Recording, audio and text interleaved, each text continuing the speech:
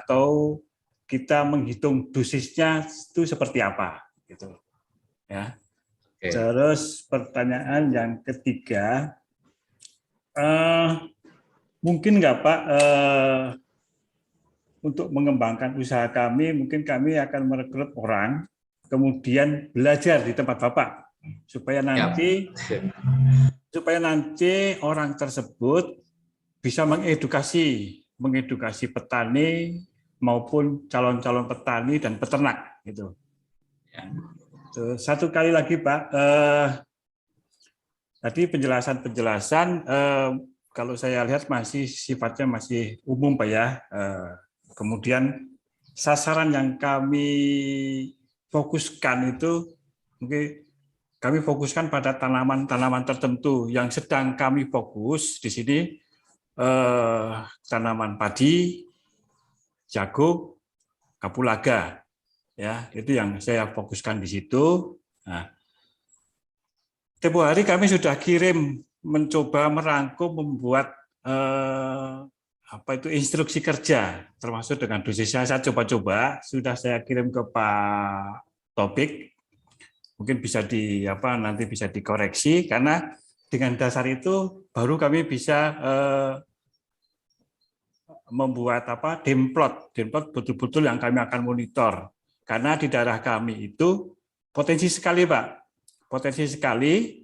Kalau nanti petani bisa melihat sendiri, kemudian bisa menyaksikan keberhasilannya, saya yakin itu petani akan tertarik dan akan memakai produk itu. Nah, kecuali 3 tadi jenis tanaman itu, ada beberapa tanaman yang sudah ada, tapi perlu diperbaiki, kayak durian, kopi, kemudian karet. Nah, itu saya juga lagi ngajukan ke Pak Taufik untuk bikin ikannya. Nah, nanti mohon dibantu Pak. Kalau memang bisa segera diselesaikan, kami akan segera laksanakan untuk demplot dan mengedukasi masyarakat. Mudah-mudahan masyarakat bisa tertarik dan bisa memakai produk ini. Mungkin seperti itu dulu Pak. Terima kasih Pak Haji. Selamat sore. Ya, selamat sore Pak. Terima kasih. Bapak dari mana Pak? Maaf. Saya sekarang domisilinya di Makassar. Tapi saya asalnya Jawa Tengah Pak, Wonosobo. Nah, itu di Wonosobo. Nanti ini akan saya praktekkan di Wonosobo, tetapi bisa tidak menutup kemungkinan di daerah Sulawesi gitu Pak. Terima kasih Pak. Baik.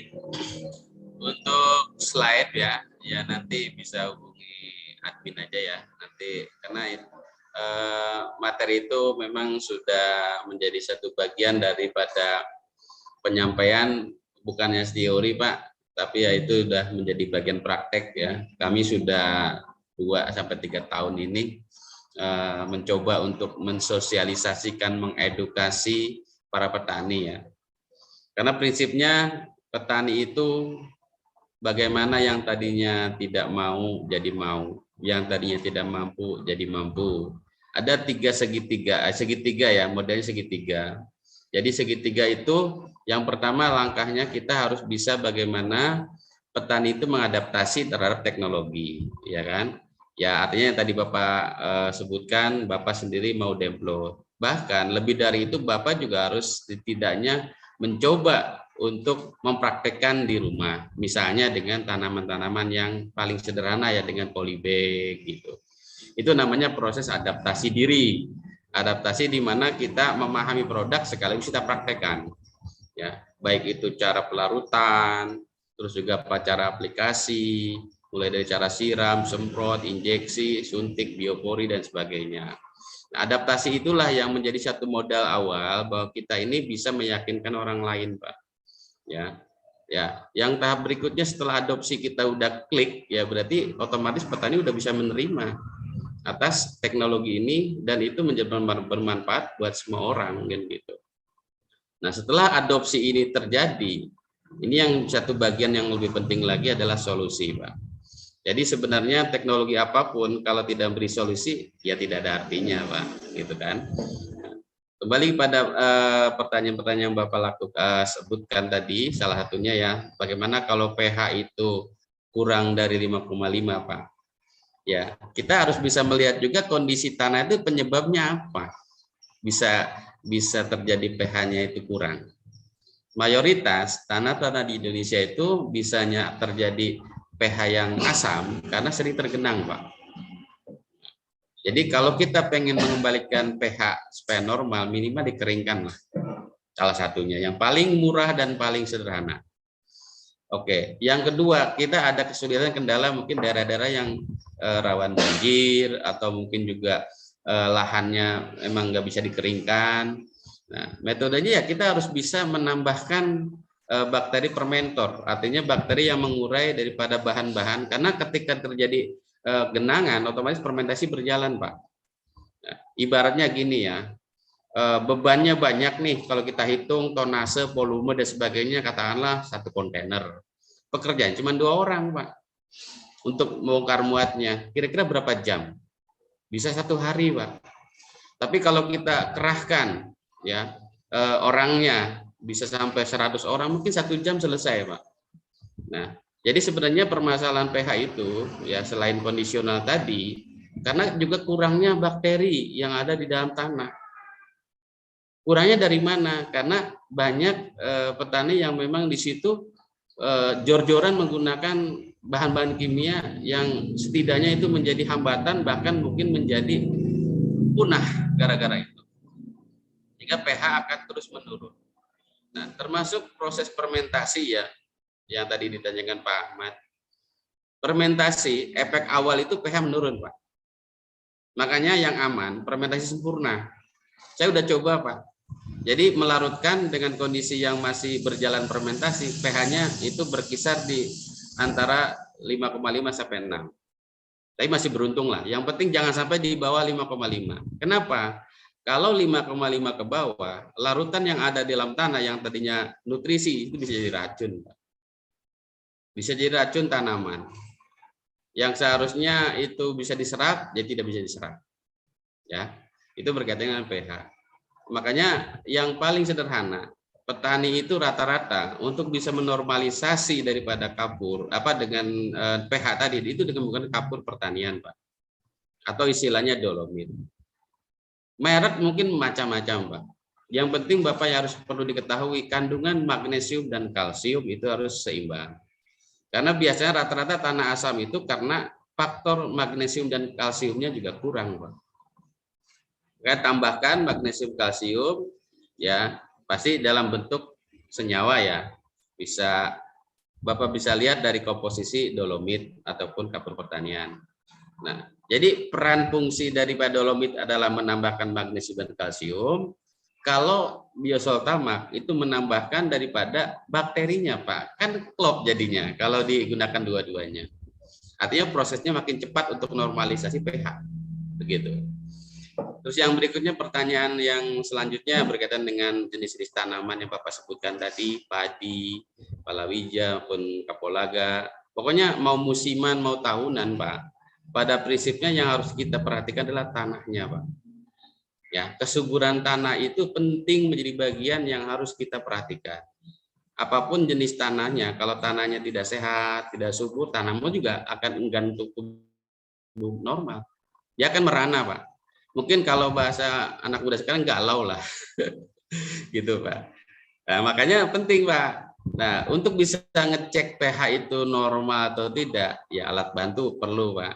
Ya, seperti pH, terus juga alat cek kelembaban, cek suhu tanah. Karena tanah juga pengaruh Pak. Apalagi kalau kita mau belajar lebih lengkap lagi tentang agroekosistem, wah luar biasa Pak. Bisa kuliahnya 1 minggu nggak selesai Pak. Tapi nggak apa-apa lah, kita bertahap. Nanti di session berikutnya ya, nanti bukan sekedar pemahaman produk, kita juga akan berbagi pengalaman. Ya. Jadi garis besarnya yang tadi Bapak tanyakan, insya Allah kami siap bantu Pak. Ya. Bahkan ada beberapa mungkin petani, biasanya petani itu kalau pengen tahu sesuatu hal yang baru, mesti langsung ke lapangan Pak. Makanya sawah saya itu sering dikunjungi Pak sama petani. Mereka nggak percaya, kalau hanya cerita-cerita nggak percaya, makanya langsung. Nah, disitulah yang kita harus kedepankan, bukti fakta tidak pernah terbantahkan. Kalau teori masih bisa lah dibantah dengan teori lain, tapi kalau udah fakta, teori aja bisa terbantahkan. gitu ya. Jadi silakan Bapak ya, kami siap bantu, nanti koordinasi dengan Pak Taufik ya. Juga saya pun siap bukan hanya on di Zoom ya, mungkin di lapangan ya silakan. Kalau yang dekat mungkin bisa berkunjung ke lokasi kami, mungkin juga bisa kita sebaliknya, saya berkunjung ke lokasi Bapak, mau di Jawa, mau di Sumatera, mau di Kalimantan, di Papua. Insya Allah nanti akan difasilitasi oleh perusahaan, Pak. Karena ini misinya misi untuk kemanusiaan, Pak. Bagaimanapun produk kita ini setidaknya membantu petani dan juga akan melahirkan produk-produk yang sehat, yang lebih bermanfaat dan aman ya kalau dikonsumsi. Saya kira udah terjawab sebelum Pak, sebelum semua belum Pak? Kira-kira. Saya soalnya agak sedikit panjang lebar nih. Cukup Pak? Oke. Ya mungkin barangkali masih ada lagi yang bertanya. Kita masih ada punya waktu 15 menit lagi Pak. Iya, silakan. Apa masih ada yang ingin ditanya Pak Ahmad Syekh? Apa masih ada yang ingin ditanyakan Pak? Boleh, Pak, mau ditambahkan lagi boleh. Yang sudah nanya lagi boleh. Iya Pak, saya izin bertanya lagi nih Pak. Ya insya Allah saya lagi download banyak ya di beberapa perkebunan dan juga dari Dinas Pertanian juga. Kira-kira nih, insya Allah kalau memang ini berhasil ya, karena sudah ada gambarannya yang di Dinas Pertanian di 80%, untuk yang di daerah perkebunan 4.000 hektar itu sudah adalah si 70%, karena mereka bolak-balik menghubungi saya juga. Kira-kira kalau memang nanti diperlukan bisa turun ke Sumatera Pak? Siap. Saya udah biasa turun lapangan Pak. Cuma nanti ya hubungi admin aja Pak. Ya, saya udah pernah ke Sumatera, mulai dari Medan Pak, Medan Tebing Tinggi, Pekanbaru, Jambi, Lampung udah 4 kali saya Pak ke Lampung, ke Tambak di Pasena gitu kan. Sulawesi udah pernah Pak, saya ke Makassar ya ke Pinrang, juga ke apa tetangganya tuh Pinrang, ada lagi itu Sidrap ya. Bahkan pernah ke Lombok saya. Ya itulah Pak. Jadi insya Allah kami siap bantu teman-teman ya, sahabat Bio Farming, apalagi yang siap belajar. Saya lebih senang orang yang mau belajar Pak, daripada orang yang berdebat. Ya, karena berdebat itu tidak ada artinya Pak. Karena prinsipnya itu berdebat itu apa sih yang dicari gitu kan. Tapi kalau kita diskusi, berbagi pengalaman, menarik, dan kita jangan sampai apa yang kita lakukan ya menjadi satu apa ya, boleh katakan gunjingan juga. Yang penting kita berbuat baik dan terus berbuat baik Pak. Insya Allah Pak. Ya semuanya akan berjalan. Dan khususnya kayak Pak Ahmad di sering download ya, pokoknya Pak Ahmad silakan. Jadi kita share aja Pak. Karena petani ini butuh pencerahan sebetulnya. Cuman permasalahannya ke siapa mereka bertanya. Nah, mudah-mudahan dengan fasilitasi dari PT STM ya, Solusi Tani Makmur, juga dari dukungan dari pabrik PT Bio, dan saya juga dari tim agronomis siap untuk mendampingi Bapak Ibu sekalian. Jika ada masalah ya nanti bisa di grup ya di grup Biosoltamak ya silakan. Kebetulan saya nanti mohon izin Bu Adel nanti bisa dimasukkan grup Biosoltamak juga, karena untuk Bio Farming di Eco Farming saya sudah masuk di dalamnya. Artinya dari mana saja kita berbagi pengalaman ya, kita mengembangkan pertanian yang lebih sehat, yang lebih berkelanjutan nantinya ya. Karena baru hari ini lagi tadi Pak diberi tantangan di Dinas Pertanian daerah Langkat ya, ada minta ke demplot ke jagung. Saya bilang produk belum sampai, insya Allah adalah produk sampai saya akan langsung terjun ke sana. Ya. Pokoknya kita terus uji ya. Istilahnya uji itu uji multi lokasi Pak. Iya. Orang kalau cerita Jawa pertanian nggak aneh, iya kan Pak. Tapi kalau cerita Sumatera atau Sulawesi itu bisa luar biasa, gitu. Apalagi Kalimantan ya, yang itu banyak tanah-tanah gambut ya. Kita harus siap terima tantangan Pak Ahmad ya. Ya setidaknya kita bukan bermaksud untuk hal yang negatif ya, tapi kita berusaha untuk menjadikan solusi buat mereka. Ya, kita ingat adaptasi itu butuh ya supaya bisa diterima. Layaknya mungkin kita keluarga gimana Pak? Bapak datang ke saya karena Bapak saudara saya, ya mungkin udah nggak usah mikirin makan. Iya kan, salah satunya gitu kan. Jadi nggak ada jeda lagi, kita sama-sama kita berjuang untuk kemaslahatan, artinya untuk pertanian Indonesia yang lebih maju, ya, lebih sehat, dan juga nanti Indonesia udah bisa jajar dengan negara-negara yang sudah maju pertaniannya. Itu harapan kami, Pak. Ya mungkin berbekal dengan sebuah inovasi kecil, tapi mudah-mudahan bisa besar karena kita lah yang memperjuangkannya nantinya. Dan kita akan lebih enak kalau di dalamnya, Pak. Jangan jadi penonton, Pak. Jadilah pemain ya, Pak Ahmad ya. Ya, Pak. Terus Pak, terus jumpain petani-petani, ya alhamdulillah. Kalau petani kecil sih sudah disambut dengan bagus, tinggal petani yang besar-besar ini. Nah, kalau petani besar, Pak, kita harus pendekatannya agak sedikit berbeda, Pak. Iya. Jadi kita harus tahu situasi dan kondisi. Ya mungkin kalau Pak Ahmad berkunjung ke petani ya mungkin udah biasa. Tapi kalau dengan perusahaan ya kita levelnya juga perusahaan lagi, Pak. Nanti kan Pak Ahmad bisa dibantulah dari tim kami, ya dari baik ya dari PT Bio maupun dari PT Solusi Tani Makmur. Saya sering diskusi sama Pak Direktur, ya semata-mata untuk pengembangan, Pak. Ya bagaimanapun kita tunggu respon balik daripada end user atau sebahasanya petani pemakai. Jadi kita butuh masukan, Pak. Artinya bukan berarti kita kelemahan, tapi justru kita dengan adaptasi itulah akan kita sesuaikan dengan kondisi mereka. Minimal cara dan metodenya. Karena belum tentu cara yang sama ya. Ini contoh Pak Ahmad ya. Kalau di Sumatera ya kebetulan daerah Padang itu kalau semprot padi itu 20 tangki, Pak, rata-rata per hektar. Bisa dibayangkan 20 tangki kalau kita hitung satu tangkinya 12 liter, berarti 12 kali 20 udah berapa? 300 liter. Iya kan? Itu bisa dipanggulnya berat, Pak. Iya kan? Nah, kalau saya di rata-rata sekitar 8 tangki sudah cukup. Ya.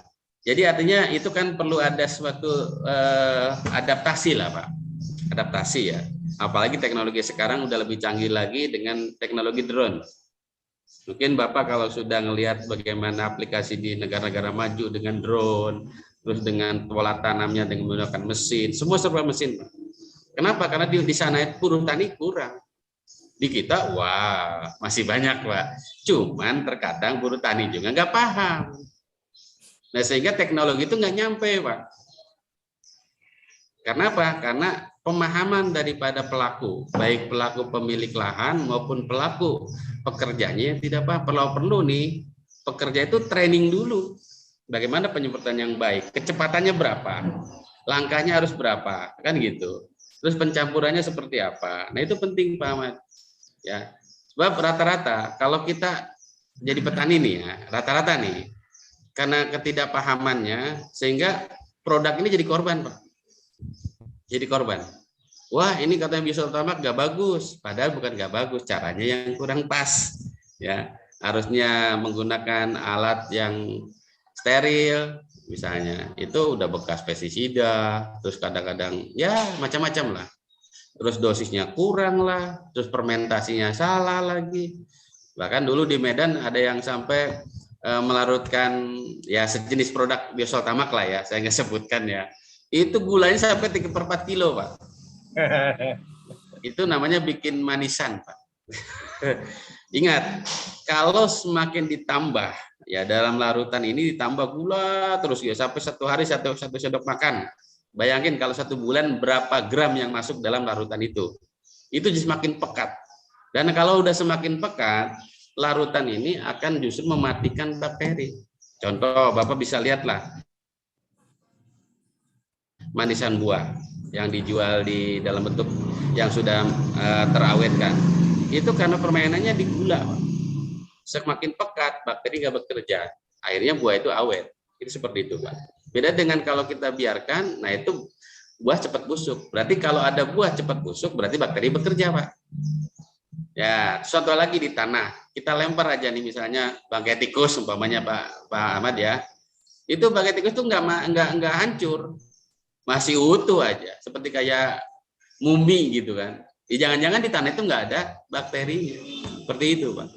Jadi kita tuh rawan atau istilahnya apa ya di tanah-tanah kita ini masih minim mikroba pengurai, sehingga tanah itu tidak bisa siap saji ya. Karena makanan yang ada dalam tanah itu mesti diproses melalui proses yang namanya mineralisasi, Pak. Jadi bedanya kalau proses di larutan namanya fermentasi, Pak Ahmad. Kalau di tanah itu mineralisasi, artinya proses biokimia yang sifatnya aerob ya.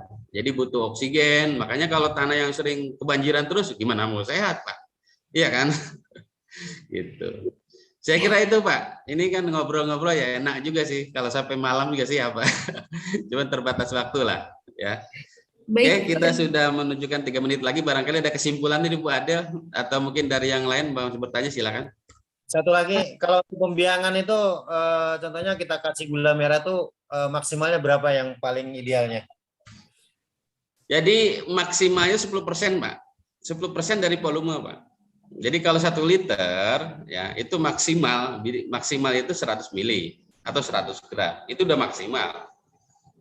Nah, terus yang kedua, jangan sekali-kali penambahan gula itu terus-menerus dengan larutnya yang sama, Pak. Jadi misalnya Bapak udah larut 1 liter, ya kan? Tambah gula. Jelas waktu pertama udah pakai gula kan? Tambah lagi itu jadi masalah, Pak. Jadi kadang-kadang ini hal yang unik nih. Teman-teman yang menggunakan produk sejenis ya, sejenis dengan biosoltamak. Nah, itu mereka karena asumsinya kalau misalnya di larutan itu enggak terjadi semacam gas katanya, bakterinya mati. Jadi harus tambah gula. Nah, itulah yang jadi kekeliruannya, Pak. Sebetulnya bakteri ada waktunya, Pak. Dia bekerja kalau ada makanan. Kalau makanan selesai ya sudah, dia tidur, dorman lagi. Itu, Pak.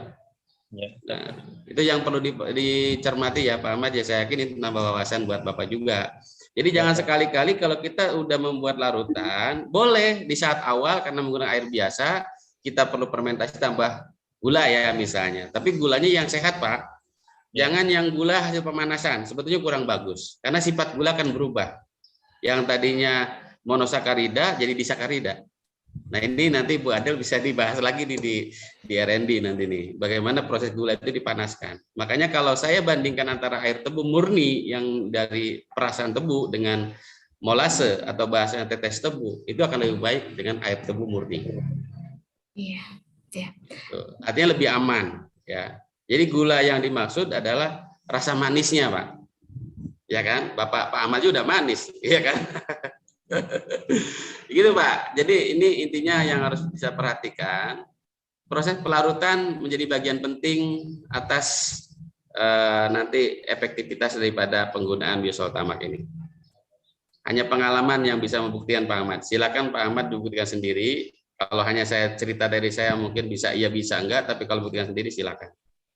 Iya. Dan harus ada alat bantu untuk pengecekannya. Ya. Baik, saya kira cukup, Pak. Ya, terima kasih Pak Haji atas pemaparannya. Lengkap ya Bapak-bapak dan Ibu-ibu rekan Biosoltamak. Jadi untuk pertanian ini tadi menyinggung ekosistem bahwa perlu kesetimbangan dan adanya mikroba positif di Biosoltamak ini dapat membantu keseimbangan ekosistem. Selain itu di pertanian ini tentu banyak faktor yang harus diperhatikan dan dijaga. Ya, baik.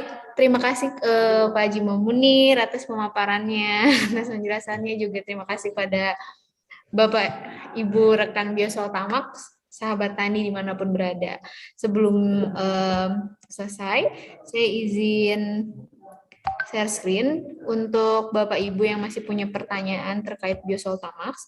Boleh langsung pertanyaannya ke customer service online dari Biosoltamak di 0811 2414-777. Ya. Sekali lagi saya ulangi, Bapak Ibu bisa menuliskan atau men-screenshot terlebih dahulu untuk bertanya seputar Biosoltamak di 0811-2414-777. Pertanyaan Bapak Ibu yang masuk akan dijawab oleh tim agronomis dari Biosoltamak dan termasuk Pak Haji Munir. Untuk file materi yang tadi Bapak Ibu harapkan, bisa Bapak Ibu mintakan pada nomor customer service tersebut. Nanti kita akan mengirimkan. Ya. Sekali lagi saya ucapkan terima kasih kepada Pak Haji Munir dan kepada Bapak Ibu semua. Saya Delia Anissa Putri, kami pamit undur diri. Wassalamualaikum warahmatullahi wabarakatuh.